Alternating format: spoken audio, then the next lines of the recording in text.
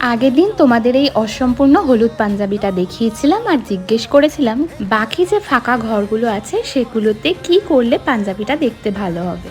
তোমরা প্রত্যেকেই খুব সুন্দর সুন্দর আইডিয়া দিয়েছো আর খুব সুন্দর সুন্দর কমেন্ট করেছো, তবে সব থেকে বেশি যে কমেন্টটা পড়েছে সেটা হলো বিভিন্ন ধরনের গণপতি আর গণেশের মন্ত্র। তাই আমি সেভাবেই চেষ্টা করেছি, যেহেতু আমি 5টা খালি ঘর বানিয়েছিলাম তার মধ্যে 4টেতে গণেশ বানিয়েছি আর একটাতে গণেশের মন্ত্র লিখে দিয়েছি।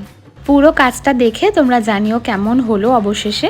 আর যদি এরকম সুন্দর সুন্দর পাঞ্জাবি তোমরা অর্ডার করতে চাও তাহলে অর্ডার করতে পারো, আমার ফেসবুক আইডি আর ইনস্টাগ্রাম আইডি অলরেডি চ্যানেলে দেওয়া আছে।